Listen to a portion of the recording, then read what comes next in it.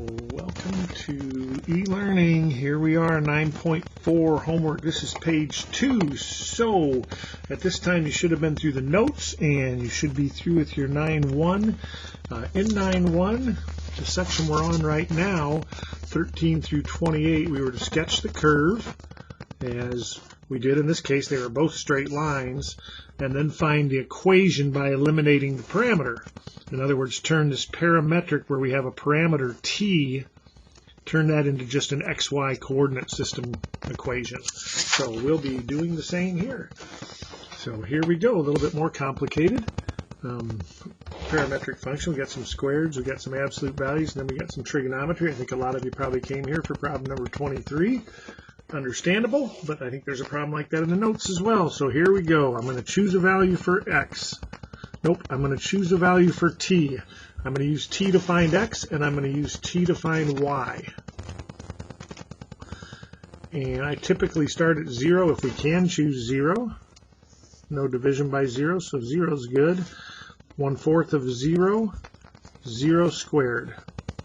And then my temptation is maybe next to pick 4, just because it's convenient for x, and that gives me 1/4 of 4, 1, but y is already at 16.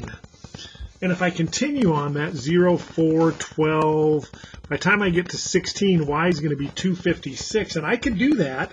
I just realized my y tick marks would have to be counting by, maybe 32s or something. So I'm going to go back and I'm going to put in 1. X is 1/4 when y is 1 squared. Put in 2. X is 2/4 or 1/2 when y is 2 squared 4. Put in 3. X is 3/4 when y is 3 squared 9. One of the common mistakes people make on these, and I've been guilty of this, is we're so used to going from x to y, we go t is 1, so x is 1/4, put 1/4 in, and we get 1/16. But t determines each of these. So let's see, my x's just need to go from 0 to 1. My y's are all positive. Will that always be the case? Or I should say they're non-negative. I do have a 0. Will that always be the case? Yep, because y is going to be t squared. So I don't need room up, but I do need some room right and left. Let's see, I'm going to count by 1/4 here. I think that's clear why we would do that.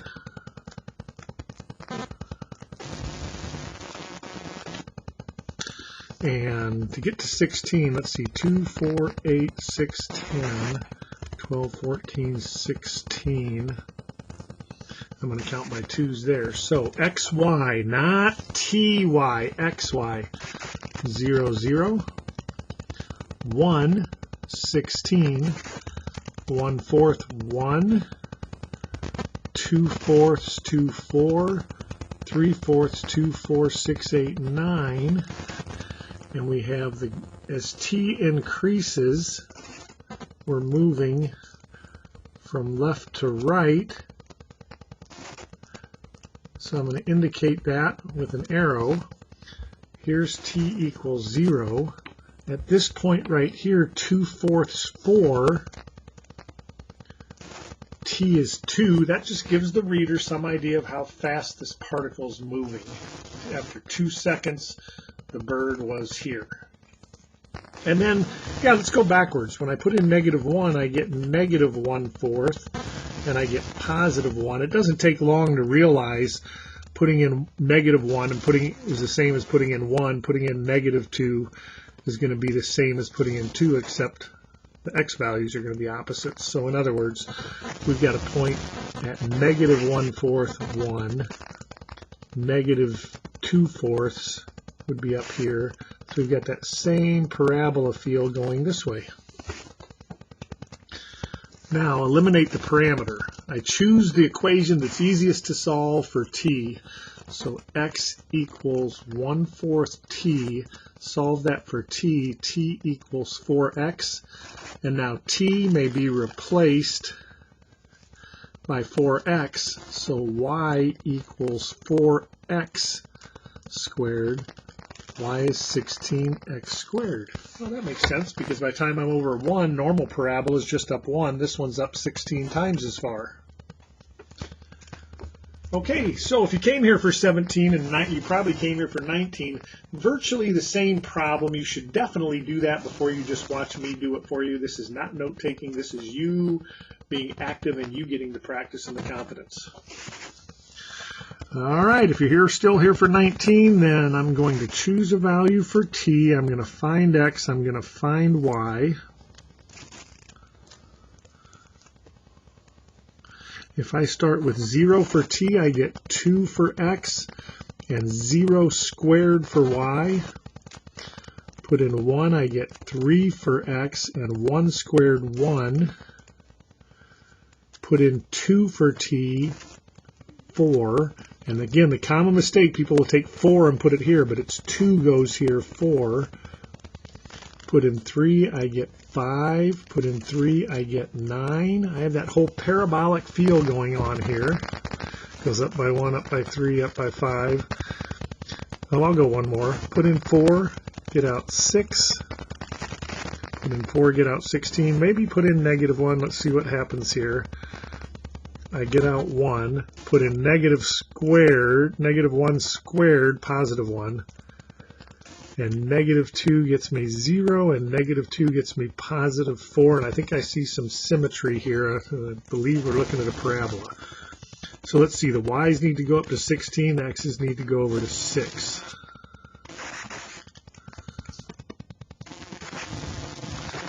One, 2, 3, 4, 5, 6. 2, 4, 6, 8, 10, 12, 14, 16. Put in, again, xy's, not ty's. Put in 2, get out 0. Put in 3, get out 1. Put in 4, get out, get out 1. Excuse me, counting by 2's here. Put in 3, get out 1. Put in 4, get out 4. Put in 5, get out 2, 4, 6, 8, 9. And put in 6, get out 16. Put in -1 for t. X is 1. Put 1 in for x, get out 1 for y. Put 0 in for x, 4. And I definitely have reason to believe over one more step is going to get me up to here. Certainly looks parabolic. The particle's traveling in that direction. T equals 0's here. Let's see. 1, 2, 3, 4, up 4. 4 up 4 is when t is 2.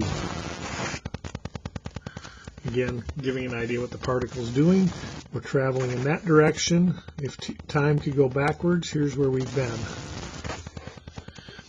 And the easy equation to solve. T equals x minus 2. So y equals, t may be replaced by x minus 2, needs to be squared. Oh, this looks like a regular old parabola shifted to the right 2. Sure enough, we're to the right 2, and if I go over 1, I go up 1. If I go over 2, I go up 4. Over 3, up 9. Over 4, up 16. So falls back on some previous knowledge there. In fact, one might say, rather than eliminating the parameter, maybe we can just get that equation from the graph. All right, 21 looks different, but believe it or not, virtually the same, so give it a try. Choose t, find x, find y.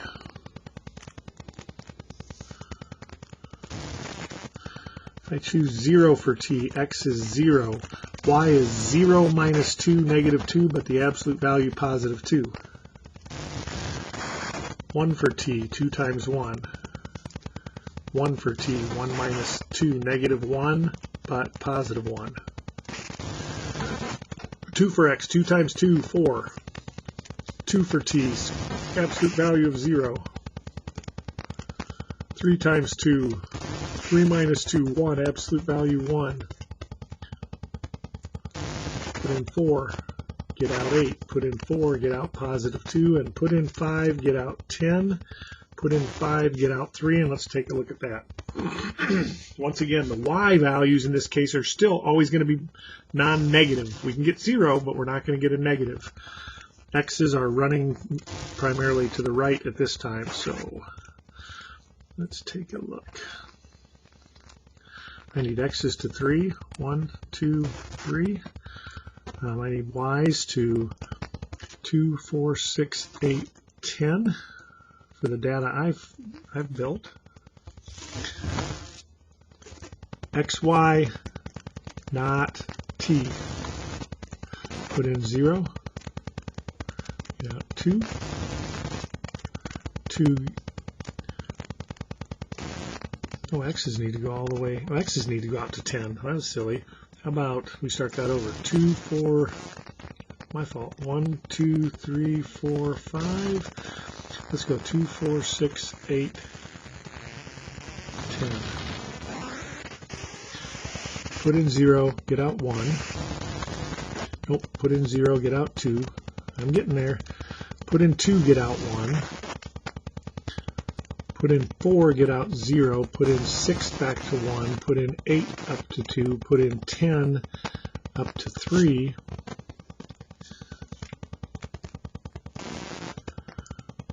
When t equals 0, we're at 0, 2. Right here is t equals 0. When t equals 2, for instance, nothing magical about that. When t equals 2, we're at 4, 0. So here's t equals 2. And we are definitely traveling in that direction. And we've got it. Easy variable to solve for. T equals divide 2, 1/2 x. Therefore, t may be replaced, y equals absolute value, by 1/2 x. And the solution guide might do this. They might make that 1/2 times absolute value x minus 4. I think you can see how those are equivalent. All right. The problem that I think a number of you came for is this one. Cosine. Sine. Here is cosine. Y equals cosine x. Looks like that. Y equals sine of x.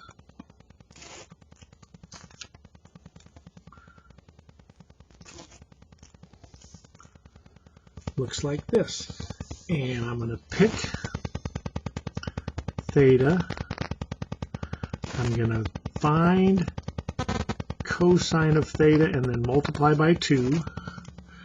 I'm going to find sine of theta and then multiply by 3. And we might do this in just a couple or just 3 columns, but I'm going to do these in separate columns. You'll see what's happening here shortly. I want to go a little longer than that.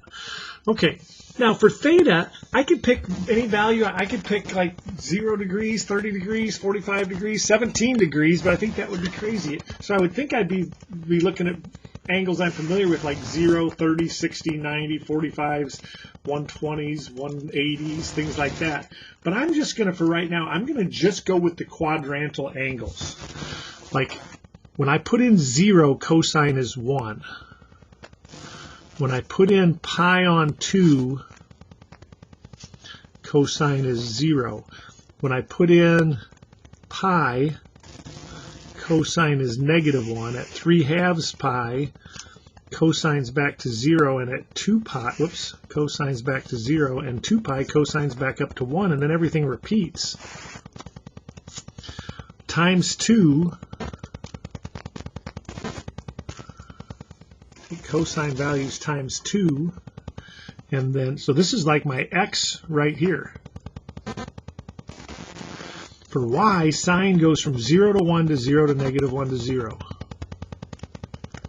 Should have a familiar feel to it. That's basically a vertical rubber stamp problem that we've done before. Times 3 to get y.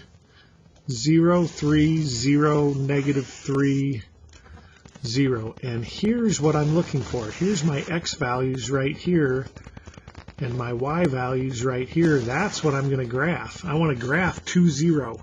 I want to graph 0, 3. I want to graph negative 2, 0, 0, negative 3, and 2, 0. My y's need to go up and down 3. My x's need to go right and left 2.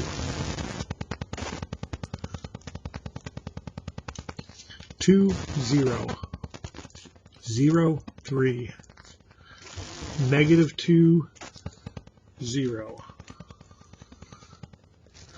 0, negative 3, and by the time I'm back to here, to 2 pi for t, I'm here and here.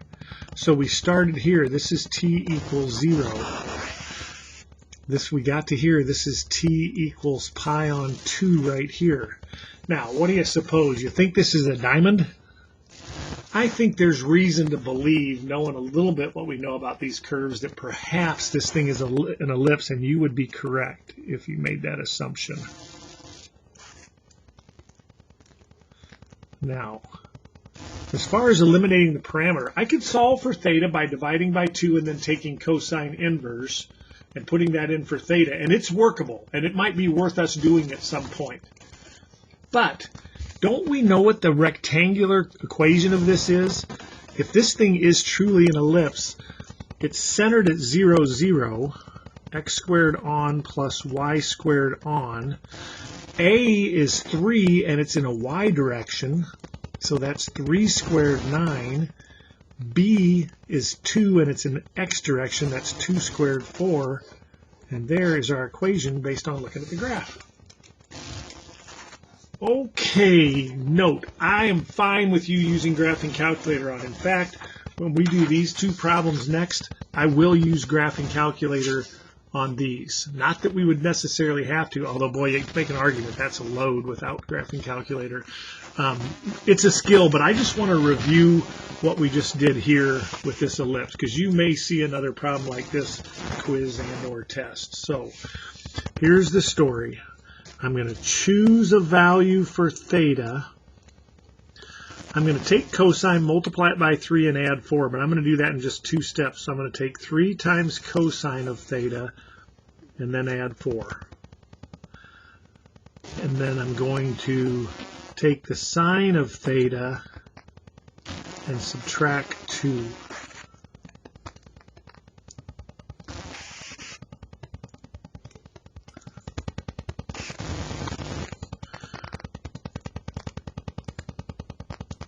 So this will be my x value, this will be my y value, and really it's my x value when I get done adding 4, and when I get done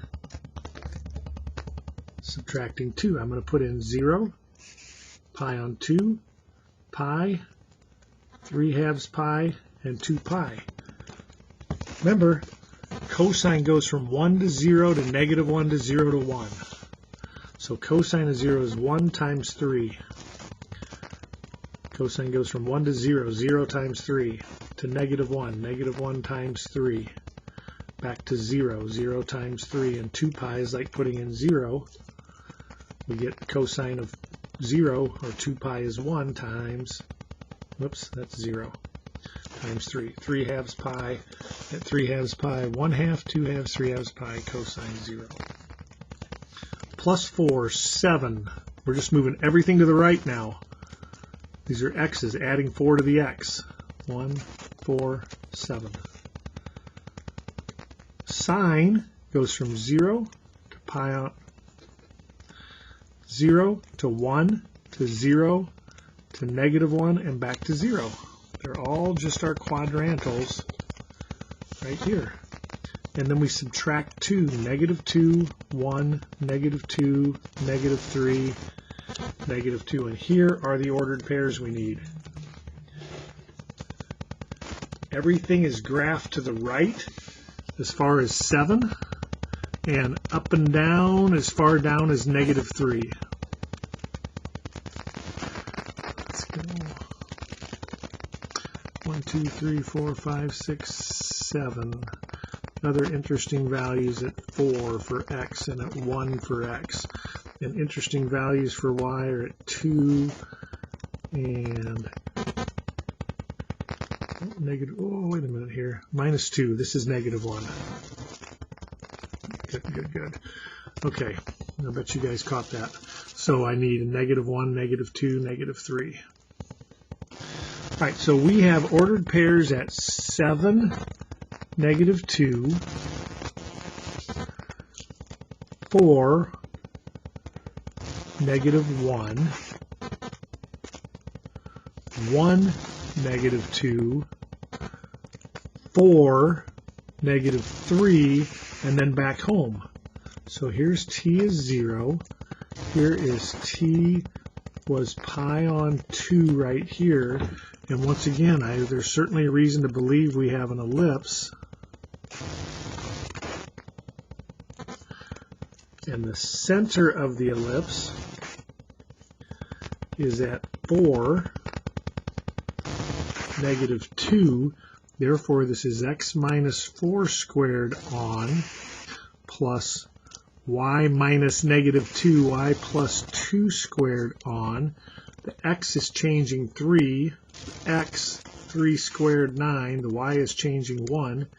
Now that is more than they asked you to do on here. They really just wanted you to go ahead and do this on your calculator, which we will do on the next couple problems, as I said.